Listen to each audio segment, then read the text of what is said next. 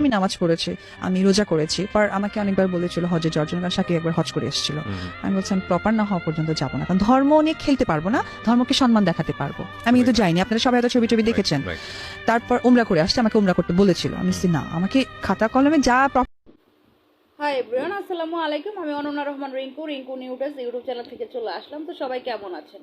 আশা করি সবাই সুস্থ আছেন, ভালো আছেন। আপনাদের দোয়ায় আমি অনেক ভালো আছি।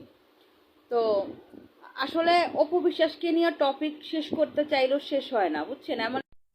সে এমন একজন ব্যক্তি, মানে বিতর্ক মহিলা, যে তাকে নিয়ে যদি আপনি চানও কথা বলবেন না, কিন্তু আপনার কথা বলা লাগবে, বাধ্যতামূলক কথা বলা লাগবে।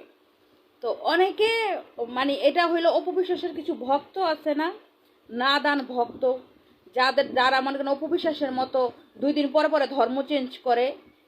এদের জন্য ভিডিওটা, যে আজকে মনে করো ওই যে অনেক অনেক মুসলিম আছে, আমি তাদেরকে মুসলিম বলি না, অনেক মুসলিম মেয়ে আছে, ছেলে আছে, যেই মনে করেন পূজাটা শুরু হয়, মানে সিঁদুর দিবে, তো কপালে এত বড় টিপ দিবে, তারপরে মনে করেন যে শাখা পড়বে, মুসলিম মেয়েরা, তারপর প্রসাদ খাওয়ার জন্য যায় দাঁড়ায় থাকবে। হ্যাঁ, তো এদেরকে আপনারা কখনো মুসলিম ভাববেন না, কারণ কোনো মুসলিম মানুষ এই ধরনের কাজ করতে পারে না। যার ভিতরে মরার ভয় আছে, যে নবীকে ভালোবাসে, যে আমার আল্লাহকে ভালোবাসে, সৃষ্টিকর্তাকে যায় ভালোবাসে, সম্মান করে, সে কিন্তু কখনো এই ধরনের কাজ করতে পারে না।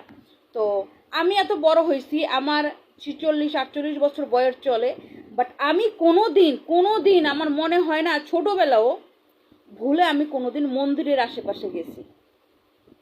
কারণ যেই মূর্তি পূজার জন্য এত যুদ্ধ, এই মূর্তি পূজার জন্য আমাদের নবীরা জীবন দিয়েছেন, সেই মূর্তি পূজার কাছে আমি যাব আমোদ উল্লাস করার জন্য।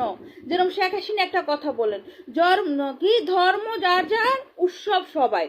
হ্যাঁ, এখন কথা হলো, আপনি যদি ভুলে যান আপনার সৃষ্টিকর্তাকে, যে সৃষ্টিকর্তা আপনাকে এত উপরে উঠাইছে, এত বড় একটা চেয়ার দিছে, এখন আবার নিয়ে নিছে। দেখছেন, আপনি বলছিলেন না ধর্ম যার যার, আসলে ধর্ম যার যার, উৎসব সবাই। একটা উৎসবের মধ্যে আপনি কোনোদিন দেখছেন কোন যে যারা অপবিশ্বাসের পক্ষ নিয়ে কথা বলেন, যে আপু তো খুব কমই বলেন, গালি দিয়ে বলেন যে এই মহিলা অপবিশ্বাস অপবিশ্বাস মুসলিম ছিল না, অপবিশ্বাস এইটা সেইটা, অপবিশ্বাস ভালো। হ্যাঁ, অপবিশ্বাস ভালো, আপনিও ভালো, আমি আপনাকেও খারাপ বলছি না, আপনিও ভালো। এখন কথা হলো, কোনো হিন্দু মানুষকে দেখছেন ঈদগাহ গার্ডে যায় নামাজ পড়তে? ঈদের নামাজ পড়তে দেখছেন কোনোদিন কোনো হিন্দুকে? এবং ঈদের দিন মসজিদের সামনে দাঁড়ায় থাকতে দেখছেন?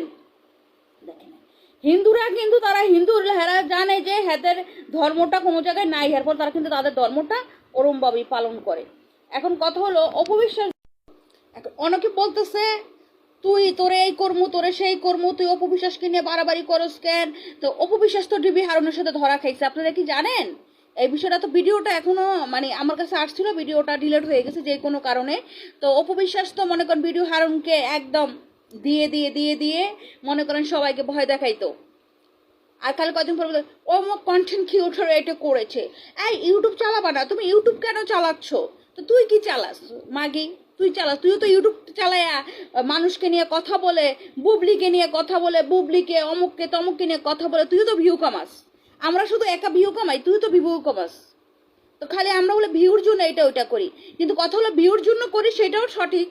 ভিউ তো পাওয়া দরকারই আছে, একটা ভিউ পাওয়ার জন্য মানুষ অনেক কিছু করে থাকে। এখন কথা হলো একটা সত্যতাও তো থাকতে হবে, একটা ভিডিওর মধ্যে সত্যতাও তো থাকতে হবে, যে আমি মিথ্যা নিয়ে বৈচার করতেছি, এই করতেছি সেটা করতেছি। তো অনেকে বলতেছেন অপবিশ্বাস আগে যা করছে ধর্ম নিয়ে খেলে না করে না। তো অপবিশ্বাস কিন্তু নিজেই বলে যে আমি ধর্ম নিয়ে খেলি না, ধর্ম নিয়ে আমি খেলতে পারবো না, আমি ধর্ম নিয়ে খেলি না। তো সেই মানুষের জন্যই এই ভিডিওটা, যে তারা দেখবেন অপবিশ্বাস নিজের মুখেই বলেছেন সে ধর্ম নিয়ে খেলেন না। ঠিক আছে, তো উনি কি করছেন ধর্ম নিয়ে? উনি কি করছেন? কোরবানি দিচ্ছেন, খিচুড়ি খাওয়াচ্ছেন মানুষকে। কোরবানি কি হিন্দুরা দেয়? কোনোদিন দেখছেন কোরবানি হিন্দুদেরকে দিতে? গরিবদেরকে মাংস কি হিন্দু কোনো মহিলাকে বিলাইতে দেখছেন? একমাত্র এই মাগিকে দেখছি ধর্ম নিয়ে খেলতে, সমাজ নমাজ সব কিছু নিয়ে এই মাগি খেলে।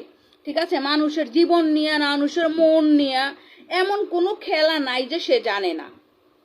আর বুবলিকে তো মনে করেন যে পেয়ে বসছে, বুবলির একটা সরল সোজা মেয়ে, বুবলিকে তো একদম পেয়ে বসছে যে বুবলিকে ও ধুয়ে দিবে, মোট কথা ও ধুয়ে দিবে, ধুয়ে দিয়ে ছাড়বে না, দরকারে আলম ভাইয়ের পচা সাবান দিয়ে ধুবে। হ্যাঁ, কিন্তু আসলে কি সর্বশেষে মানুষ বুঝতে পারে কে খারাপ কে ভালো, ভালোটাকে মানুষ সবসময়ই সাপোর্ট করে আর খারাপকে সবসময় মানুষ ইগনোর করে। ঠিক আছে, ওই সামনাসামনি আর কি আমরা বলি হ্যাঁ হ্যাঁ তুমি যা করতেছো ভালো করতেছো, আসলে কিন্তু ভালো কোনোটাই হচ্ছে না, বুঝতে পারছেন? তো যারা আমাকে গালি দেন না, অপবিশ্বাসের গান না গায়ে নিজের ধর্ম কর্মটাকে ঠিক করে পালন করেন, নিজের কথাটা পালন করেন। আপনি যে আমাকে বলছেন আমি গিবত গাই, আমি কি আপনার কানে কানে যে বলছি অপবিশ্বাস মাগি ব্যবসা করতেছে, অপবিশ্বাস মাগির ব্যবসা করে ধরা খাচ্ছে, এমন কিছু বলছি? তো অপবিশ্বাস তো আমি হাজার হাজার মানুষ, কোটি কোটি মানুষের মাঝখানে আমি অপবিশ্বাসকে নিয়ে ভিডিও করতেছি, তারপর এটা গিবত হইলো কিভাবে? গিবত সম্বন্ধে আগে একটু জানেন, গিবত কাদেরকে বলে, কি কারণে বলে একটু জানেন। হ্যাঁ, আর আমি বুড়া বেড়ি, আমাকে আপনার যদি দেখতে না ভালো লাগে আপনি আমাকে দেখেন না, বুঝতে পারছেন আপু ও ভাইয়ারা?